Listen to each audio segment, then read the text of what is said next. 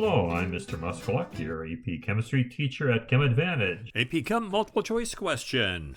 Let's look at it right here. We've got the mass percent of carbon in pure glucose. Oh, beautiful glucose. Biologists love this compound. 40%, okay? They give us a percent carbon. In other words, by weight, we've got 40% carbon. 100 grams will give us 40 grams of carbon. A chemist analyzes another pure organic compound and determines that the mass percentage is 43%, a little bit more.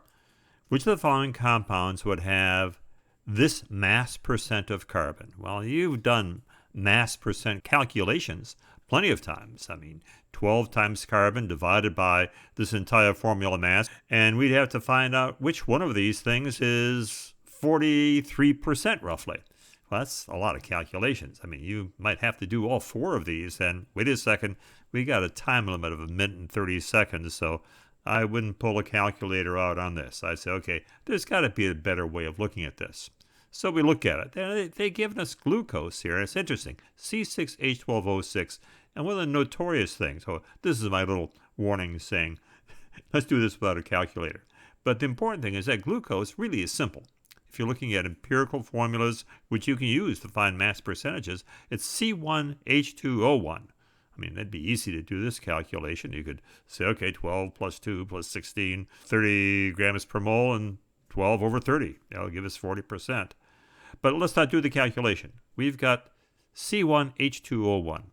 Now, if you're awake when you're doing this exam, and you should be, you need rest, you'll notice that here we've got this xylose, and 1, 2, 1. It's got the same empirical formula. And then here we've got ribose, C5H10O5, that's C1H2O1. I mean, it's the same ratios of carbon and of the total mass. So really, you can immediately, without doing a single calculation, say, okay, forget ribose, forget xylose, forget this RNA type stuff. And, here we'll look at the calculations. There's 40% if you do it, and this one, 40%. And I've shown their empirical formulas while we're that. So we've got a 50-50 chance of getting the right answer, either gluconic acid or gluconic and this carboethyl glucose, which you've had some if you've eaten some ice cream or you've got some synthetic fibers. It's used to make both. It's an ice cream thickener, and it's used to make rayon.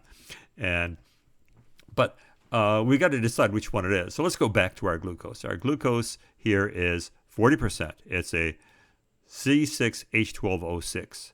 Now let's look at the gluconic acid. It's pretty close. C6H12O7, but it's got an extra oxygen. That means it's got some extra baggage. Our percent composition of carbon is the mass of the carbon over the mass of the total stuff. Well, with an extra oxygen, that means we've got a bigger denominator. So this percentage is going to be less than 40%. Hack. So I'm not going to bother. I'm not going to, on the test, I wouldn't bother trying to find the percent carbon and carboxyethyl glucose. I'll just leave it in my ice cream and not bother doing the calculation because I know that's the answer. And I got that in less than a minute. So, hey, forget the calculator. You don't need it for this one. And if you use the calculator, you're not going to have enough time.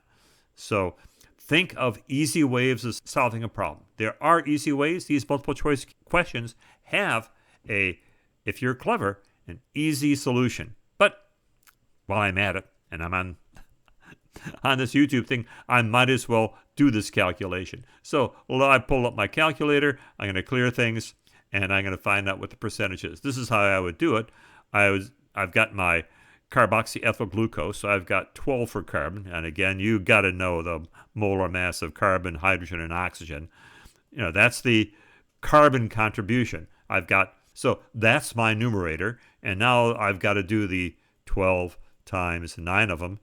And then I got parentheses, good idea, plus 16 hydrogens. If you want, you go 16 times 1.008, but I'm not going to bother with that. And of course, oxygen has a molar mass of 16, and we've got 8 of them. And let's see if we get that 43%. Let me put it times 100. Just change it from a decimal to a percentage. And there it is, 48.2, rounds off to 43%. Indeed, this is the answer. So, again, think, don't calc.